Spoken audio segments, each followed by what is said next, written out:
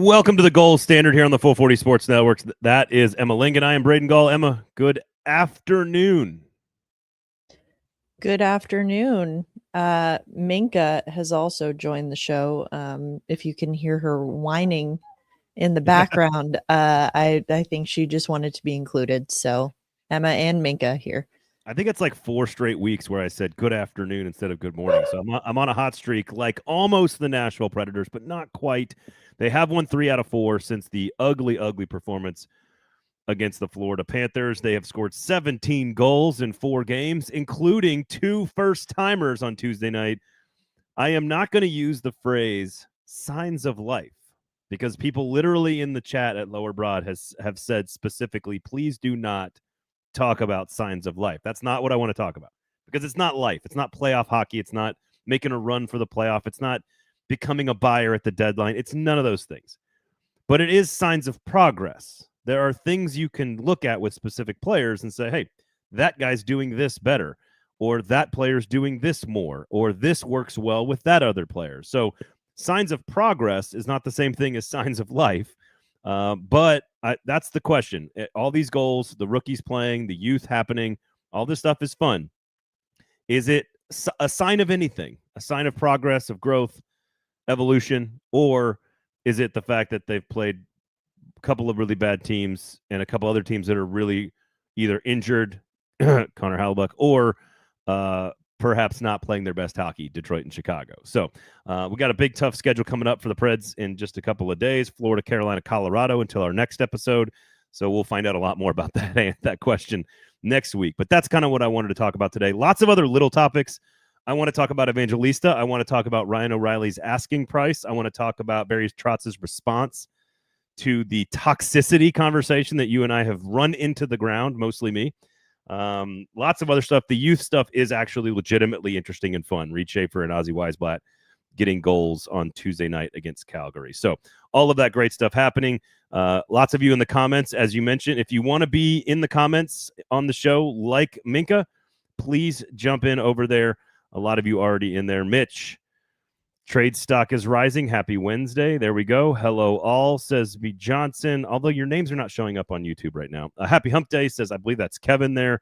I am pulling for the Preds to win so Trotz can do the wrong thing by buying, and everyone can see what I have been seeing this whole time of Trotz not being a good GM. You're the only one, Nate, that's thinking that Barry Trotz doesn't know what he's doing.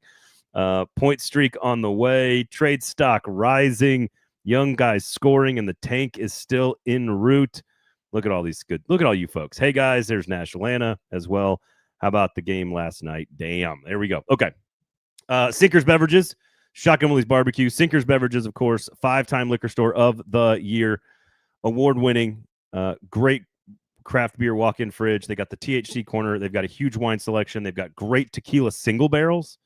And, of course, I am doing this is, I don't know if you need to tell me something here, Emma.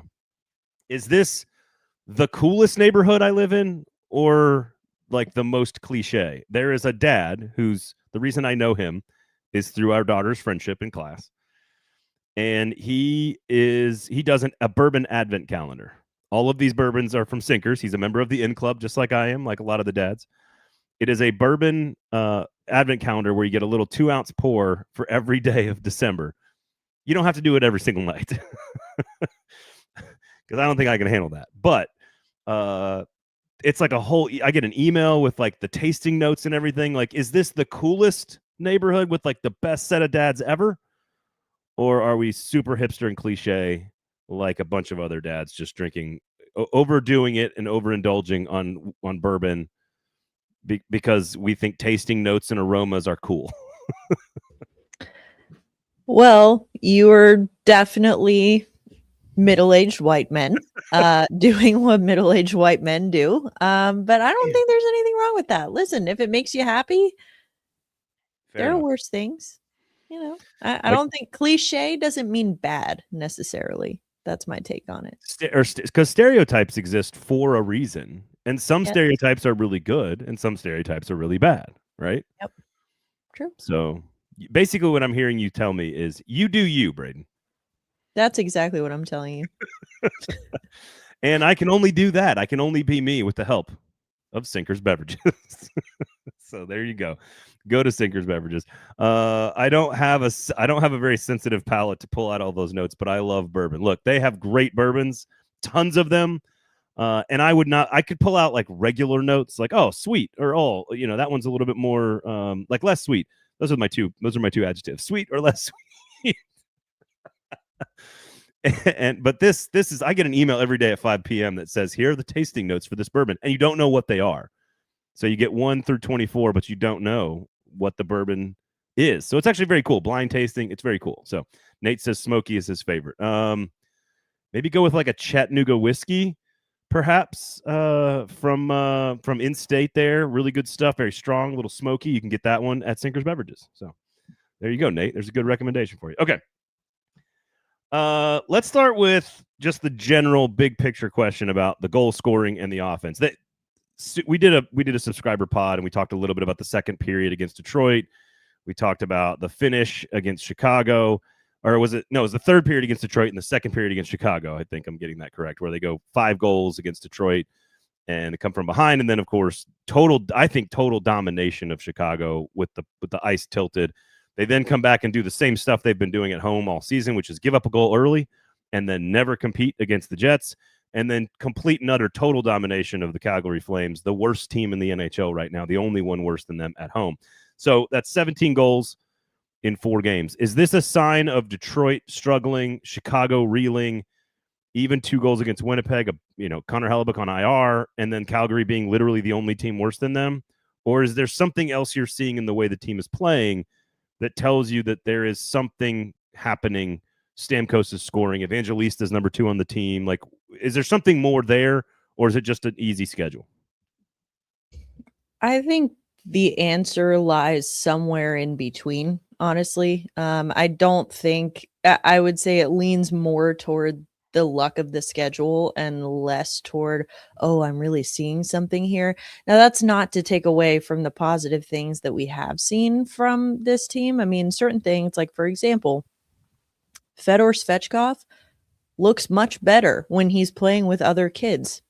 Who knew? We figured that out. Okay, that's good. So that's a sign of progress you want to see. You put him with, I think it's been, was it Schaefer and Wood? Or Reid Schaefer's goal was a very dirty goal where he and Matthew Wood were both in the crease, and Svechkov made the toe drag and brought it in. So I saw those 3 on the ice for that goal for sure. So he's, like, for a couple games now, he has looked significantly better when playing with the other young players, which I find interesting, noteworthy, and something that we should maybe keep doing, because we should be prioritizing the success of guys like Fedor Svechkov over guys like Steven Stamkos, for example. But I think that goes into the whole youth movement conversation that I know we're going to have. But that's, like, for example, that's one positive thing that I'm seeing. Is that the reason that they've won 3 out of 4? No, but it's a good step in the right direction. So that's why I think there's, like, a little bit of both in there. I don't think they looked good against, Winnipeg. Honestly, I look at the Winnipeg. Also reeling right now too. Like, Winnipeg has been bad, and that was like their one win was against the Predators. Yep. So to me, it was almost like, I think maybe a few weeks ago you would have looked ahead to this game and been like, well, if the Preds don't win against the Jets, it's kind of expected, better team. But this time, this could have easily been a winnable game for them, and they did not take that opportunity. So do you know the last time the Nashville Predators have won back-to-back games in regulation before they beat Detroit and Chicago? No. March and 6th. It was a long time. It was a long time ago. They didn't get to 3, obviously, but they have, again, 3 out of 4, 17 goals is something. So Marchessault back on the ice, scores a goal against Calgary. Stamkos now has goals in 3 out of 4, starting to score a little bit. Luke Evangelista continues to show that he is sort of the tip of the spear on the youth movement, if that makes sense. Mm-hmm. It doesn't mean he's going to be the most important player, but it means he is the furthest along in his development and is now, like, again, if it wasn't for Ryan O'Reilly also having an assist on that goal, for Stamkos and Calgary, he would be Luke Evangelista would be tied for the point lead for this team. Stamkos gets to 1,200 points. So there's like some fun stuff in the Calgary game. You're up 5-0. Two rookies scoring their first NHL goal ever is just fun. It's just enjoyable. The way Reid Schaefer, and I said this with Adam on the subscriber pod, the way he plays the game is very fun and intriguing to watch. It's kind of what I want Matthew Wood to do. But I know Matthew Wood is far more talented, and so he needs to do other things like score goals. But I want to see him play with that like bulldog mentality, the way Schaefer is just like, hey, I'm here, man. Let's go. Well, those two first goals, also 2 first fights for Wiesblatt and Schaefer. I was hoping for at least one of them to get a Gordie Howe. I know the assist would have been nice. The assist would have been nice. Ozzy Wiesblatt in his 28th game scores his first career NHL goal. Totally deserving of one way before this, by the way. Oh, yeah. Schaefer gets his goal in a fight, of course, in just his 3rd game. So I guess that's where I would focus, because I don't think like all of a sudden Steven Stamkos scoring a couple of goals. I think that's going to come no matter what. Like we can point out the bad stretches, but really eventually he's going to sort of reach a certain level because he's a Hall of Famer. And is going to, Marcia Show's going to reach a certain level. Yossi's going to reach a certain level. I don't think that's like signs of progress or evolution or growth. I do think Reid Schaefer being called up and that line seeming to work quickly, that Luke Evangelista continues to elevate his game as the season goes along. His confidence is growing, and look what he does as a first-line winger. I think Ozzy Wiesblatt finally breaking through and just being sort of a guy who shows up every shift to stir the pot and do the things he does. And honestly, the way that they scored their 2 goals, if you look at those 2 goals, Reid Schaefer is just in the dirty area causing a screen and then puts it back home the way you're supposed to when you stand in front of the net. And Wiesblatt just, I'm going to go against a guy who's twice my size. I'm going to get underneath him, find leverage, get my stick on the ice, and be in the right place at the right time. Both of those goals are like exactly how they play the game. I do think all of that is a great sign and is something that this team can, if you're a fan, you can grab onto and say, I need more of that throughout the course of the year. I don't need wins, but I need more of that the rest of the year. I mean, that's what a youth movement is. That's what a youth movement looks like. Is that doesn't mean that you bring in all your kids at once and start winning with them. Of course not. But you want to start seeing the progress and the things. Again, I look at a team like San Jose, who's actually doing pretty well right now. But looking at like last year and the year before for San Jose, they were losing. They were not winning games, but they were fun to watch because they had exciting young goal scorers on their team. And now you can just start to see it starting to click for them, starting to come together. And that's what you want to see here in Nashville. I mean, we had talked about the youth movement, and I said this, I can't even remember when I said it, if it was last week or before, when I was talking about like, stop, if you're Barry Trotz, stop talking about Reid Schaefer. Stop mentioning it. Stop talking about him unless you're going to bring him up and give him real meaningful opportunities. Is that because he continually calls him Matthew Schaefer? Oh, that could be it too. He also called Tyson Jost Mason Jost in an interview with Alex Doherty recently, so that was good. Is there another? I assume there's a Mason Jost out there. No, I mean not. I'm sure maybe somewhere in the universe there is a Mason Jost. At least Matthew Schaefer's like a very real person that's making headlines, and that he actually had to go meet and scout all summer. Like that makes more sense. Correct. Yes. No, but Mason Jost is a figment of our imaginations. So good job, Barry. But no, I think that was kind of the thing, is like you keep talking about the youth and the next wave and how exciting they are. And it's like, okay, stop talking about it. Let's see it. And we're starting to see it. And that's good. Now, I am certainly not one to get overly hyped after one game where 2 of those youth scored goals and got in fights and they won. Against the worst team in the NHL. Literally the only other team in the league that's as bad as they are right now. So, I'm not taking too much away from that as far as like, this is something, they're coming back, but I do think that you saw little glimmers of what you want to see.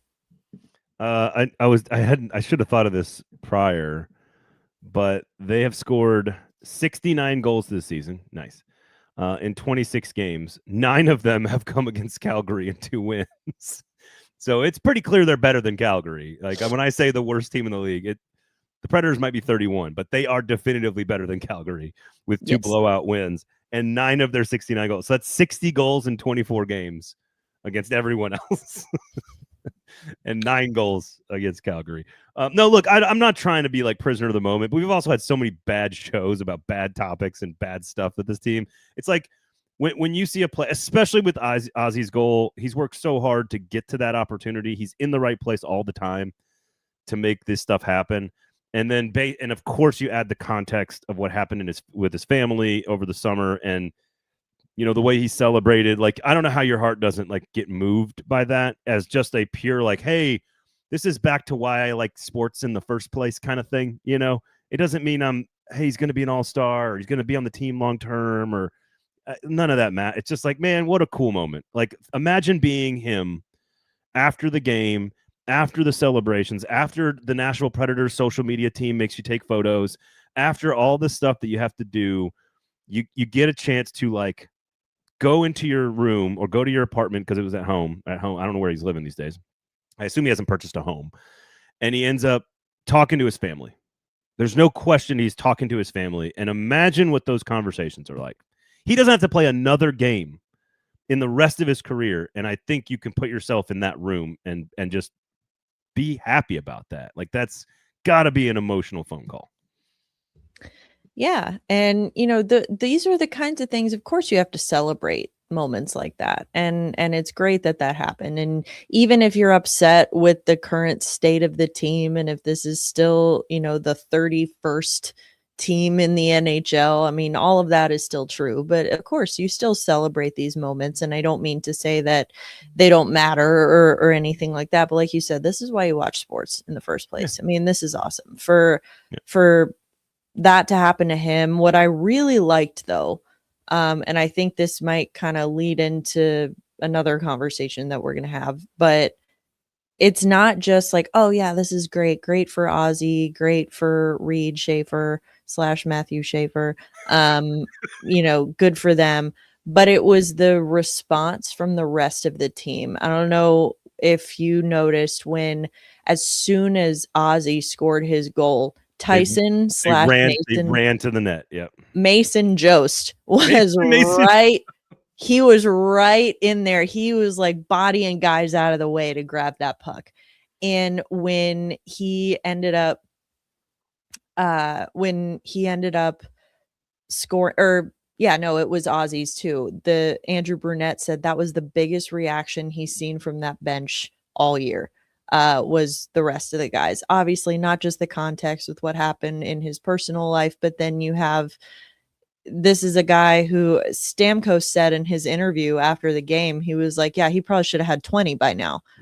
So good for it. So other guys are recognizing each other. They're cheering for each other. They're playing for each other, which all to me just further amplifies the point that I have been making for weeks, months even, which is that there is not a problem in the locker room. There's not a toxic environment in the locker room. What's toxic is the energy around the team because they are losing so much. And any team would be toxic. And any, like, even toxic, I still don't think is the right word, but it's the word that keeps getting used. And I think that it's important not to, create drama where there is none.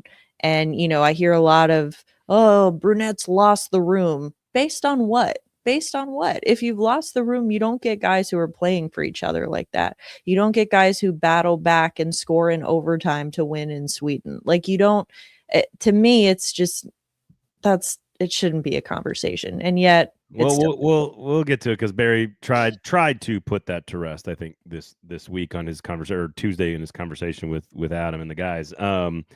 Just last note here, Ozzy, of course, a Calgary native, to do it against his hometown team. Like, just again, the whole thing. It's okay to be romantic sometimes about sports. It's just okay for that, especially in a bad year with a bad team where there's not a whole lot of fun stuff to talk about. Like, it's okay. I was going to ask you about, so this will turn into the Barry Trotz conversation, which includes the asking price for Ryan O'Reilly. It includes the toxicity conversation that we've had, but also he talked about Luke Evangelista in terms of confidence and skating. And a lot of times, and I see this with Matthew Wood a lot too. Matthew Wood, a lot of times there's just reaching. What happens is when you're either tired or you're not confident in your movements as a young player, you do a lot of reaching. And there's a couple times a game where Matthew Wood just kind of does some reaching, and you're like, okay, you got to keep the legs churning constantly. The thing that Ozzy Wiesblatt has no problem with, for example, or Reid Schaefer for that matter. I think Evangelista, the example of the goal on Tuesday where he gets the pass from O'Reilly, could have easily taken a bad angle shot from too close to the net and probably had a very low percentage chance of scoring. Instead, skates around the net, jumps it out front. Stamkos scores his 1,200th point. Luke Evangelista now has 14 assists, is now 18 points, and is basically the hottest player on the team. And as we talked about, any conversation around the trade deadline and or rebuilding sort of has to start with him to some degree. And this is even bigger of a Schaefer and Ozzy scoring goals is a great story. It's not necessarily a development about the future of the franchise. Luke Evangelista leading the team potentially in scoring and driving offense off of his he's always had great hands, but off of his legs is a really big development for the Predators. Yeah. And I think that, like, to your earlier point, it matters so much. It's not to say that Evangelista is a better player or supposed to be a better player than those other two, but he is farther along in his development trajectory. He is supposed to be sort of the beginning of this youth movement.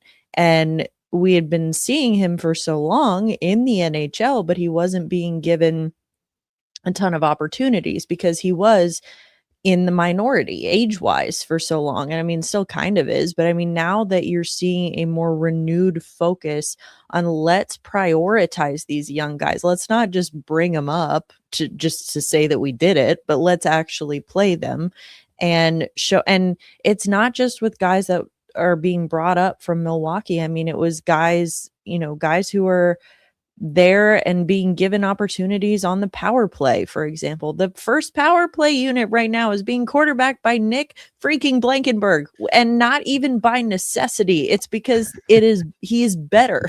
They're better. I really love the like youth versus old man rivalry that should develop in the power play units. Like, I think they should be. I hope that there is like a gambling competition in the locker room between the two, like a fantasy league of the two power play units.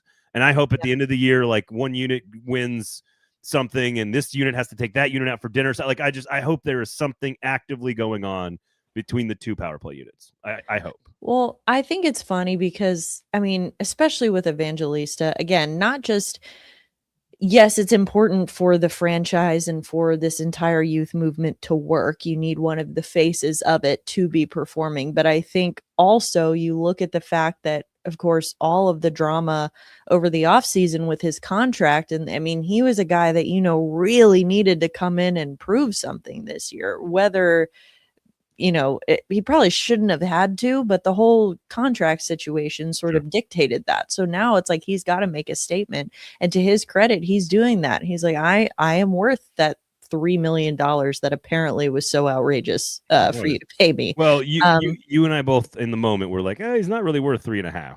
But if he plays like this, he absolutely is.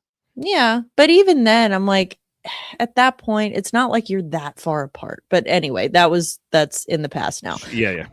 I think we don't need to rehash that, but I think that we've got other stories to rehash today, unfortunately. So yes, he is really coming into his own, and he's doing it almost kind of quietly just because he's not as much of a finisher. He's more of a distributor, and he's very, very good as a distributor. Yep. And you're seeing, like you said, he's always had great hands. That's nothing new.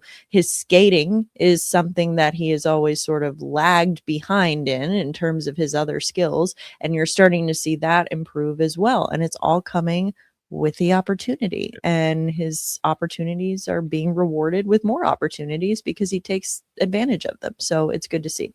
and he scored a couple of really impressive goals for his skill set lately. And I don't need him looking for that, honestly. Like if he gets to 15 goals or whatever, it's like fine. Take them when they're there. Be an opportunistic goal scorer. If you're playing on a line with O'Reilly and Stamkos, you're gonna end up with opportunity. So just continue to be there when they need you to be there, but otherwise do what you're doing, which is skate and drive offense and distribute. Brad says, is Luke the best distributor on the team? I would still probably go with Roman Josi in that category in terms of driving pace. Probably Ryan O'Reilly as well is a better distributor. Forsberg, but again, like if he is one of the most skilled drivers of offense on the team, that's a big development for the team. Also an indictment of the rest of the team, but whatever. Brad also asked, is there any timetable on Smith? I know McCarron also now out. We don't get a lot of information on any of these injuries. I think there's a handful of players that fans would be okay with on IR or day-to-day or whatever. Smith's not one of them, honestly, but I think he's been a very good player for this team. However, they've got guys now that are kind of filling some of those roles, and you don't want to take away any momentum from Schaefer or Wiesblatt if you bring Smith back, which obviously he's a better player right now than those two young players, but you got to balance it out. I definitely think they miss Smith. All I can say, because genuinely it's all I know, is that Smith's out of his sling. I don't know what that means in terms of how close he is to returning, but that's the only like physical update that I've seen. McCarron, I also don't know the full extent of it, but from talking to people, it didn't sound like it's something that's overly serious that's going to keep him out for an extended period of time. But I think they're just being cautious. But again, even good old Mason Jost has been in there, and he's been actually another guy who's been quietly doing very well, for him and for getting those consistent opportunities. So let's make Mason Yost the thing. All right, so with Barry talking through Evangelista, one of the other things he addressed head on, unprompted, actually, I don't think he was asked about this, was about the toxicity report, and he brought up specifically the Frank Cervelli reports. And I'm not going to get back into it at all, but he gave this is one of those moments where I think, like, I can't always tell if Barry Trotz is an evil genius at this stuff. Mostly, I think he gets in his own way when it comes to communicating. I don't know if his stories about the whole team working out on Thanksgiving together, right in between their two wins, is going to like land the way he thinks it does.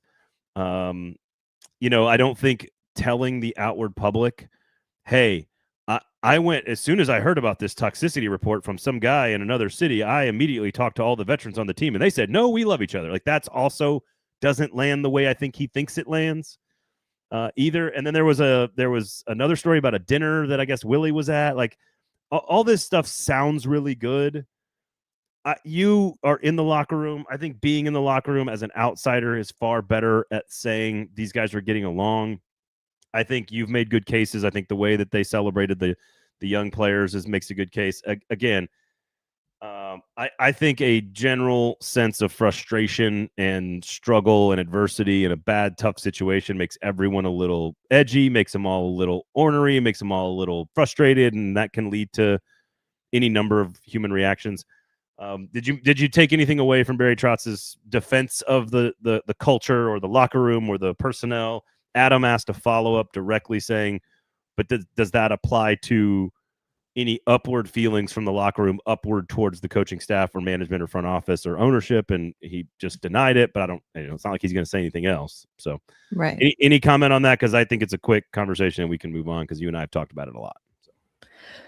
It is a quick conversation. Again, I mean, to your point, first of all, Barry's not going to say like, oh yeah, they hate each other, but like, there are other ways to sort of like skirt around it. But I think that you need to keep in mind like where the information is coming from. And it's not necessarily information. It might be misinformation, because if you are looking at the Nashville Predators from afar, as Frank Cervelli is, and you just go on social media and you see what fans are saying and you see what the sound bites you get, the ones that go viral, Ryan O'Reilly lighting himself on fire after a loss. Like, of course, if you're getting just those little, highlights or lowlights, it's like, whoa, this is toxic. This is bad. It's like, well, anyone could deduce that. But I mean, it's so much more than that. It's so much more than that. And I will just point out, to those who have not been following along with this, because I personally think it's great. That Elliot, or not Elliot Friedman, Frank Saravalli not doing too well right now. He is having a rough go of it, sparring with Michael Bublé now publicly, and tried to come back. What? Oh, you haven't heard about all this? Well, I know Bublé's a huge hockey fan, right? Vancouver Canucks, Yeah. Is that right? Okay, yes. So Bublé, massive hockey fan, huge Canucks fan. And there was another thing where Frank just kind of said something, and he just kind of said like, oh, this is happening in the Canucks locker room or this or that. And Quinn Hughes hates Vancouver, man. It was something like that. And Bublé was on a show. Now I can't remember what podcast it was. He was on someone's podcast and they asked him about it. And he said, look, if Frank Saravalli, he said, I'm sure Frank's a nice guy, but if he's a Canucks insider, then the 40-year-old virgin was a porn star.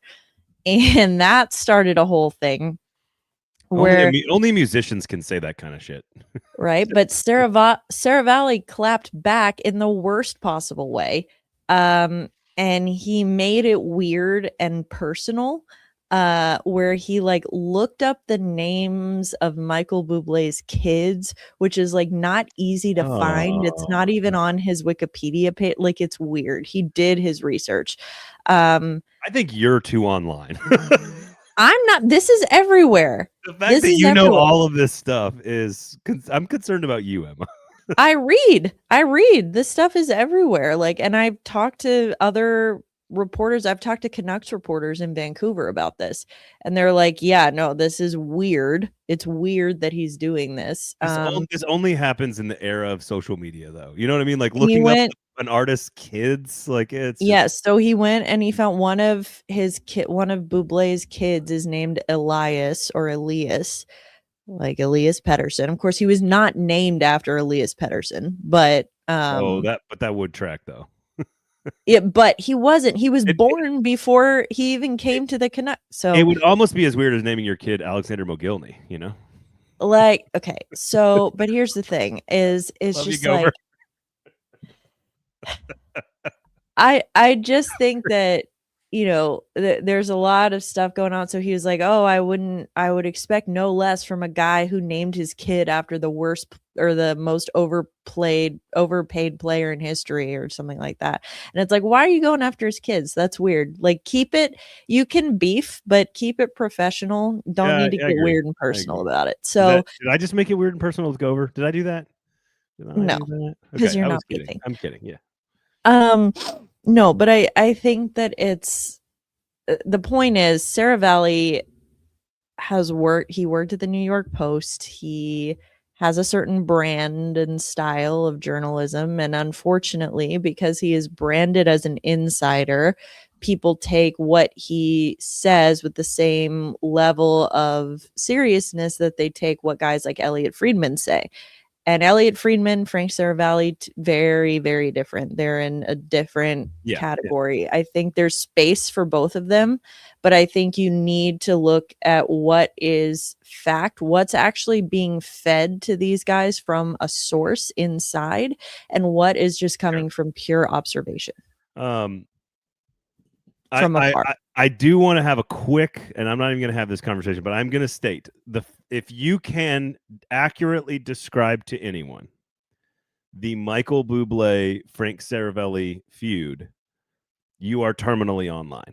I'm just letting you know. Like, that is the only way you read that and know about that is if you're reading the internet about an internet story that only exists because of the internet and because people like Saravalli get outsized influence and attention, and Bublé's on the internet on a podcast. Like, it's only on the internet that this kind of stuff happens. It's not like Or a real thing. Or I'm in a group text with multiple Vancouver-based reporters. So there's also that. Also true. I'm not terminally online. Fair point. All right. Sinkers Beverages, Shotgun Willie's Barbecue, of course. Please go support our great and amazing local sponsor, Sinkers Beverages, 5-time liquor store of the year. Over 40 years of serving the East Nashville and Nashville community, as voted on by you, the best. It's the best in the city. Best walk-in beer fridge, great wine experts over there to help you with your selections. I accidentally went into the store a couple of Thursdays ago for Beaujolais Thursday. Don't even know what that is. And everyone's in there celebrating Beaujolais Thursday. And I'm like, what are we doing? You don't even know that there's a holiday happening when you go into Sinkers. Beaujolais. It's just also a great word to say. It's very fun to say Beaujolais. It's apparently the first wine ever of the year, every single November, apparently. I don't know about this stuff. I just learned about it at Sinkers. All right, make sure you go check them out. Ryan O'Reilly. One of the other main points in the conversation from Barry Trotz is Ryan O'Reilly's asking price. This kind of came out over the weekend last week. Adam and I talked about it on the subscriber pod. First round draft pick and an established young player and or / A-level prospect. It seems like everyone is in agreement that is an astronomical asking price for Ryan O'Reilly. So the first question is about the value of Ryan O'Reilly if you keep him versus the future asset. How much value can Ryan O'Reilly actually provide to the rebuild and to the young players like an Evangelista, who he is clearly helping, not intentionally, but it helps Evangelista playing with him every night. How do you balance the value of watching a pro serial winner do the pro serial winning things versus acquiring a high-level prospect or a first-round pick? At some point, if the asking price is high enough, Barry's going to have to say yes and trade the player. But what do you make of that? How do you actually – there is value there. It's just hard to quantify. It is. It's very hard to quantify. But I agree that it's there. The problem – well, there's a couple of problems. Number one, as you said, that's an absolutely – outrageous asking price for Ryan O'Reilly. And I mean, no disrespect to Ryan O'Reilly, but that's outrageous. The problem is, I think for O'Reilly to be as beneficial to this rebuild as Barry Trotz thinks he can be, you need a true, like a prospect who can actually develop into a number one center. And that guy can learn a lot from Ryan O'Reilly. The problem, this is almost like a gift of the Magi situation, that you can't get that guy unless you get rid of O'Reilly, but you need him so that O'Reilly can teach. So it's hard. It's hard. But I agree, there is value there. And he's a fantastic clubhouse guy. He's a great leader.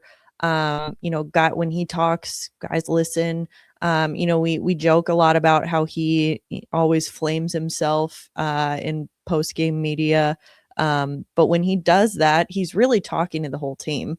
Even if he's, I can't do this, I can do it, but he's not going to call out like, hey, Luke Evangelista didn't make that pass or whatever. But I think that accountability and that he shows, and the work ethic, he's always the last guy off the ice, like still all the time, first guy on, last guy off. And Evangelista always right there with him. So I think that that's worth noting. I think it's important. Do you think it means they might wait till next year or the offseason to trade him? Or do you think it's foregone conclusion that every player that can be moved should be moved? I do not think that at all. I definitely don't think Barry Trotz thinks that. And I think that they wait until the offseason or next year if they're going to move O'Reilly. Because I think that if they do start selling pieces, first of all, I don't think Barry wants to start selling, but he knows he has to. I still think of all those pieces, O'Reilly is going to be the one he hangs on to the longest. God, it's the one because I most for. Well, exactly. But I also don't think he's going to get as much as he thinks he is. which is why he's setting that price so high. That's his way of saying we're not keeping him, or we're not getting rid of him. Well, and honestly, from a strategy standpoint, if you're going to get something similar next year at the deadline, I'm not saying it wouldn't be a little bit cheaper to get him, but like hypothetically, let's say you're asking for let's say you get a first round pick and a B level prospect. Maybe next year you get a second round pick and a B level prospect, or a first round pick and a C level prospect. Maybe the asking price comes down a touch, but I imagine you're probably getting something similar next year at the deadline as you were this year. And so that's where I've kind of come around on this to some degree on Ryan O'Reilly, which is I think you should move every expiring contract, period. And I don't know if Barry, to your point, I don't know if Barry thinks that. I think you should. But if you do keep O'Reilly and you still plan on trading him next year, in theory, the value that you lose by waiting in the trade is gained by the experience for a year of having him around your young players. Does that make sense? Like, you have to look at the two plus sides of the deal or whatever. You're not wrong, but here's the thing. The very important piece of that is if you plan on trading him next year. Barry doesn't plan on trading him next year. You got to trade Ryan O'Reilly. You got to trade him at some point. I'm just saying, I don't disagree with you, but I'm just saying that's not how Barry sees it. And so he is less concerned with the value of getting, we could get more for him now versus if we wait until next year. He doesn't care. He doesn't want value for Ryan O'Reilly. He wants Ryan O'Reilly. And that's what he wants. And he's very loyal to his players, especially the veterans.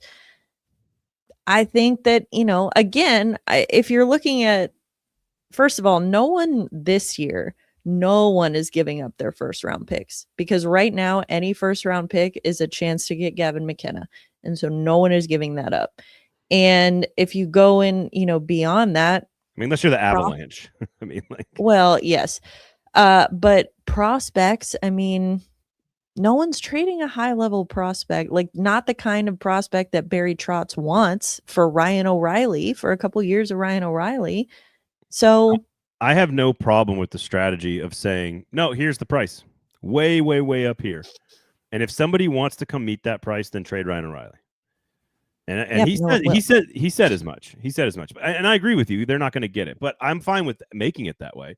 It's like fantasy football and hockey and baseball. You send the offer because you never know when a general manager might be like, okay, sure. You never know. So you never know when you might get a whole draft class for Tanner Jeannot. That's right. Yeah. That's right. But by the way, interestingly enough, the Ekholm trade finally paying off last night. So my thing is like trying to work through, like, forget the Barry Trotz of it all and like what actually could happen in a deal. I'm trying to actually consider, like, put not myself in his shoes, but try to think through the value to the team. If you lose 1 round or 2 rounds of a draft pick, or you get a B-level player instead of an A-level player, whatever you do to decrease the value of the trade from this deadline to next deadline, I don't think outweighs the quality of mentorship and role modeling and time spent on ice with other players who will learn from him for this year. That's not something I would have said a couple of weeks ago. So I've come around on that calculus taking place, that maybe keeping him for 1 more year is actually more valuable, but only if you are trading him at the deadline next year. That's it.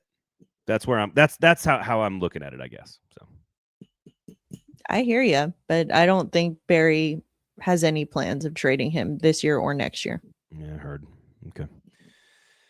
All right. Anything else coming out of the last week of hockey and or conversations and or anything else you read on the internet? Well, I take that back. Don't comment on that last one because I'm going to have to give you the floor for a second in just a minute. But anything else we want to dive into here? Young players developing. Somebody asked, who do you think the first Pred traded is? From Daniel. What do you think? Is it Michael Bunting? I'm going to go Bunting or Holla. Yeah, I think Bunting would be my guess. Bunting's getting a lot of interest right now. I can confirm that a lot of teams are sniffing around on him. So I think that he is valuable, especially for a contender. But I think the problem is Barry values his guys so much, like so highly, especially the guys that he personally brought into the organization, like he did with Bunting. Like a Luke Shen? Like a Luke Shen. He values those guys so highly that I just don't know. I don't know if he's gonna. Not saying I don't think he trades Bunting. I think that he could very well trade Bunting, but I think that he's going to probably set the price unrealistically high. So wasn't there a second round pick on the table for McCarron and he said no last year? I don't know that was ever confirmed, but like roughly speaking, that's about what he would have been. It feels like McCarron is worth more than people realize as a fourth line center to a championship caliber team. Yes, he's a fantastic fourth line center for a championship caliber team. Yeah, exactly. So I think McCarron's is up there too, and if he's back healthy and doing his Michael McCarron things, I think he's one that gets moved pretty fast, honestly, because I think people like him, and there are scouts at every game. There are 6 to 10 scouts at almost every Predators game at this point. Moving forward. Let's see here. Who do you think the young players Elliot keeps mentioning are on the trading block? Let me try to clean up your grammar. Are you talking about Evangelista there? Because I think Elliot Friedman's the one talking about Evangelista being a premier piece. I understand the argument for moving him if he is a highly coveted asset and can get a big return because maybe your team's not ready yet when he's in his prime. I just don't think you can give up anything close to proven in this young core on the team. I just don't think you can give up anything that's like even just moderately proven. And Evangelista is not a fully proven option, but he's as close as they got right now. And I don't know if you can move that piece.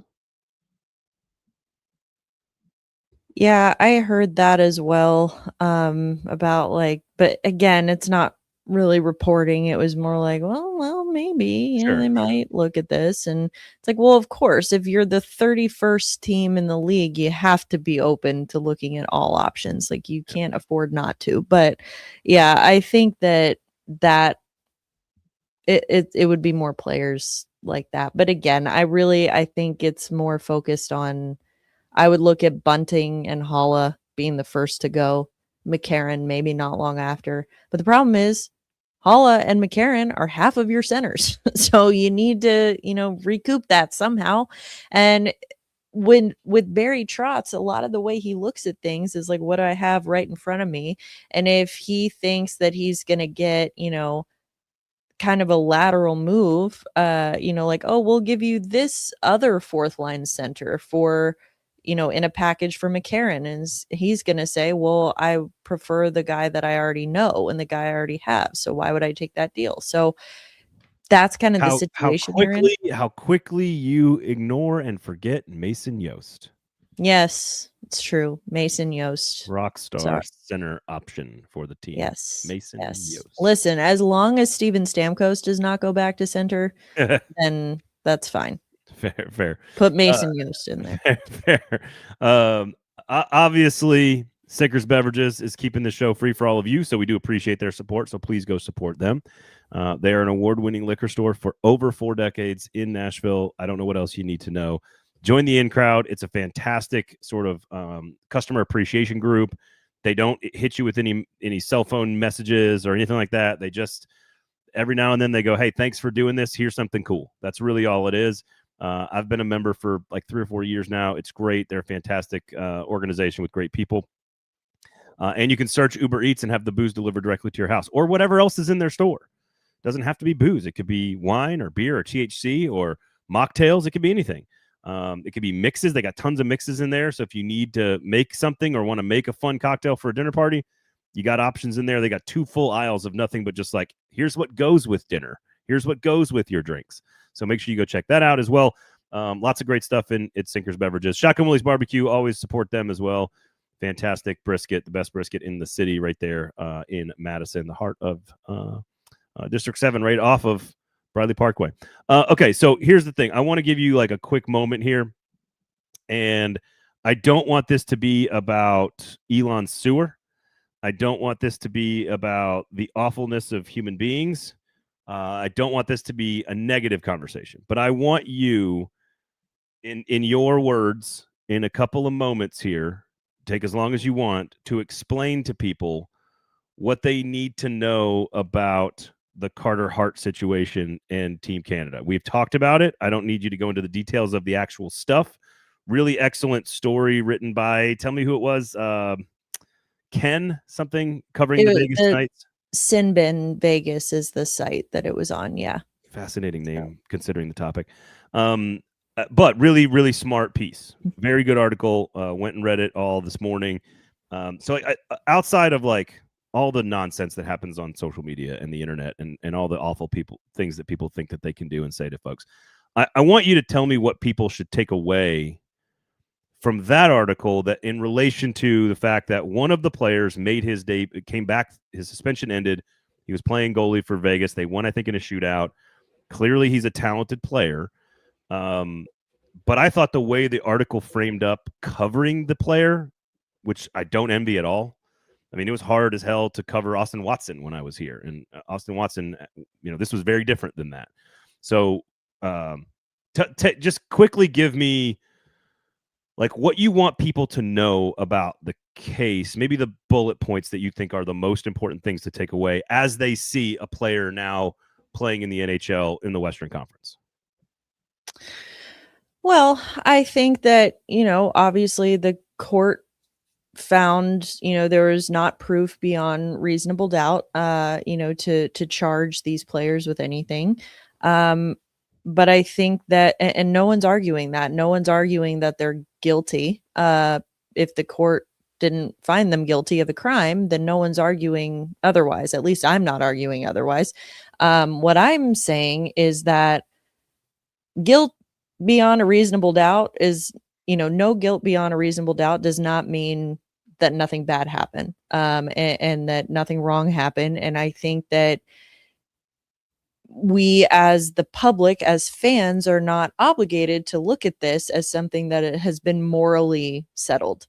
And I think that the biggest thing that a lot of people are somehow taking from my argument, which I don't know why or how, because I've gone back and looked at it so many times and I've never said this, is that I don't think that Carter Hart or Cal Foote or Mikey McLeod or any of those guys, I don't think they should ever work again, or I don't think that they should be allowed to play again. Never said that, actually. I don't even believe that. I think everybody deserves, if you commit some kind of wrongdoing, you do your time, you put effort into learning from your mistakes, and you try to be a better person for it, then I think everyone deserves that opportunity. And only time can dictate whether or not you do that or not. Time spent doing the thing is the only way to prove that. And I will say that these players, a lot of them have had quite a bit of time to do some things, and they haven't. They haven't owned anything. You're talking about any remorse at all, you're saying? Any remorse at all, any acknowledgement of what happened. I mean, is some of that legally motivated though? Like there's still potentially some civil stuff, right, that could happen, and so you can't really come out and say anything. Well, the civil stuff already happened. I mean, there could be certain things. I mean, again, there are ways that you can acknowledge it without admitting guilt or something, right, whatever would be considered in a legal setting. I think there's still ways that you can show, hey, I want to get really involved in the community. I want to do this. I want to devote time to learning about things. Like there are ways you can go about that. Haven't done that. But the point is, no one, or I am not arguing that these guys shouldn't get to play again, or that they are, the spawn of Satan and they don't deserve a second chance. I'm not saying that, but I think that so many people who are making the arguments like, well, they're innocent, are completely missing the idea that, recognizing that survivors still live with trauma, whether the case ends in a conviction or not. The survivor still has trauma, and that's not being the moral police. That's just having basic empathy. I mean, acknowledging that survivors live with lifelong trauma and lifelong consequences for something like this, regardless of what the legal outcome is.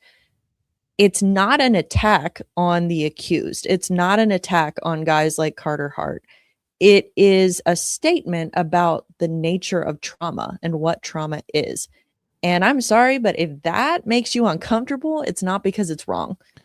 It's just the nature of trauma. And now, again, I think that legal outcome and human impact are two separate things. And too often they're being conflated with one another. And so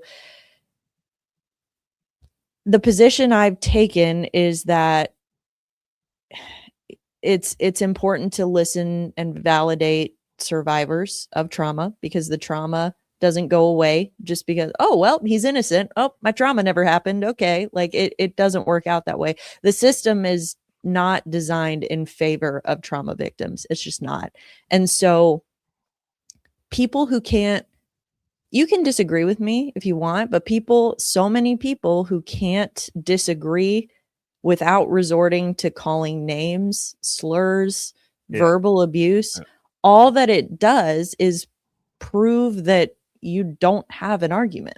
Like it just proves that you can't defend your argument without getting hostile. And I think that that's, a completely separate issue. But again, right. Legal outcomes and lived human experience and consequences, not the same thing.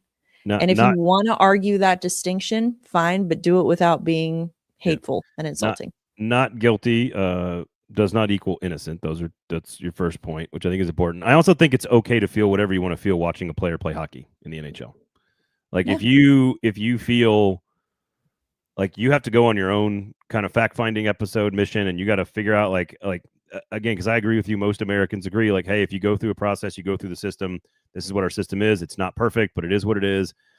Humans get opportunities to disprove things. We are not our worst decision. We're not our best decision. We are a collection of decisions over time, and you have to have that time to prove who you are as a person and the character, and it's based on your actions and what you do. And I don't have a problem with someone going on to become a different person or learning from something or but it also doesn't mean I have to feel great watching it either. Like I can be conflicted in my own mind about watching this young guy play hockey for the Vegas Knights. Like I'm okay. Like I don't know how to feel if I'm watching him do this, because I'm a little bit torn on both sides. And that has nothing to do with the facts of the case, right? That is purely my own sort of convictions about what I think should be right or wrong or whatever.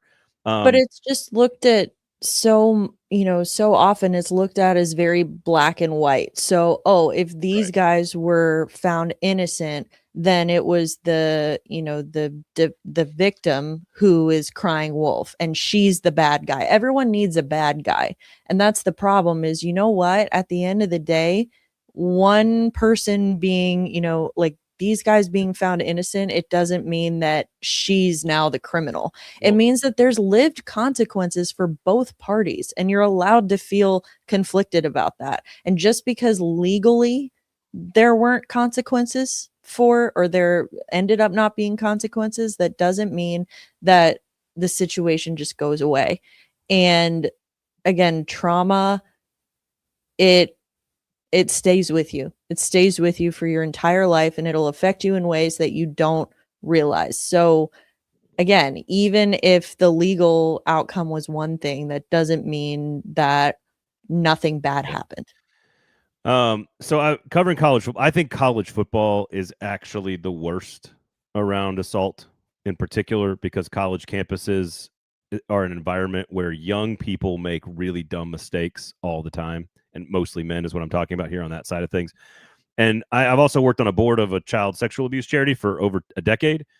And one of the things you learn, and I have a point to all of this, of course, one of the things you learn about child abuse, Our Kids, by the way, if you want to support them, Our Kids Foundation here in Nashville, it's one of the best Gold Star clinics of its kind in the entire country. They treat almost 900 child victims every single year. One of the things you learn about the issue right away when you get into this stuff is you believe the child unequivocally when they say something to you, because they do not understand what a lie means in that situation. So I just want to set that as a benchmark for what we think scientifically about young people.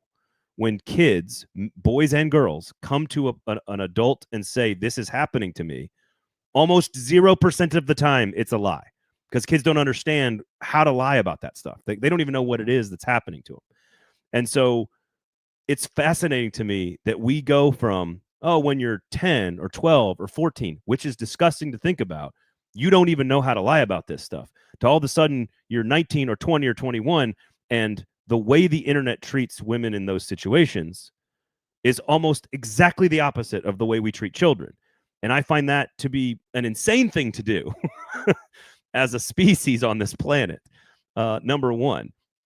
And so that's just I want people to kind of hear that perspective, right?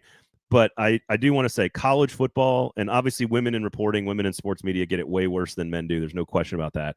But the amount of shit I've taken for just having an opinion about Jameis Winston in college, or having an opinion about Urban Meyer in college, or Art Briles and Baylor in college, or the environment in college football is so rife for this stuff that it gets, and people are so committed to their teams that it just gets real gross real fast. Like I remember being on the air around the Urban Meyer, Zach Smith stuff, and like people calling me being like, you would absolutely protect your son if that was him. And I was like, what?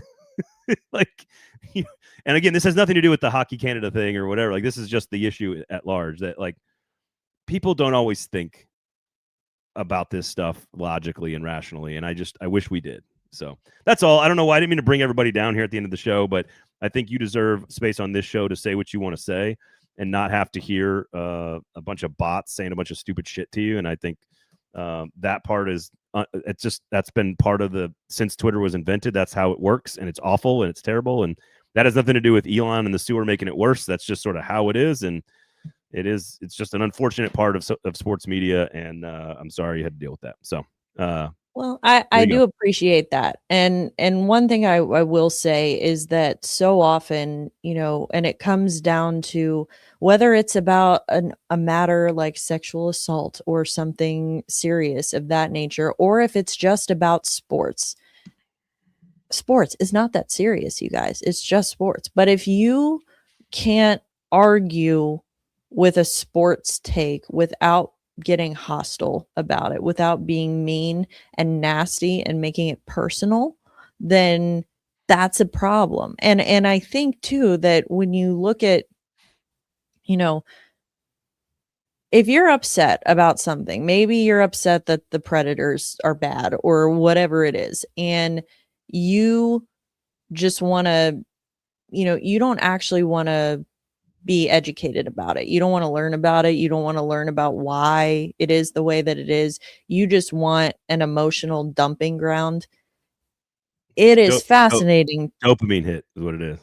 It's fascinating to me how many people will immediately choose females as that dumping ground. They'll go to the female reporters, the female media members, because they look at them and see them as smaller and weaker, and they just want to dump on them. And yeah. I don't think that's a mystery, Emma. That's thousands of years in the making, unfortunately.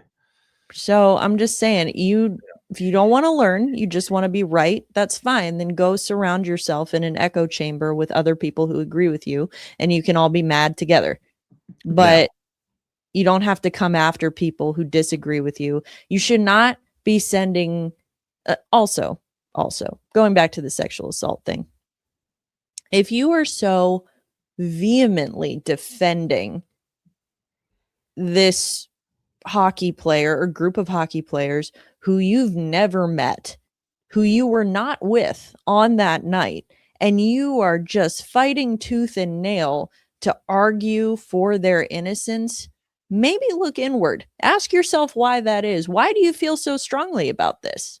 It's because you want to know that you can get away with the same thing, or that maybe you have gotten away with the same thing.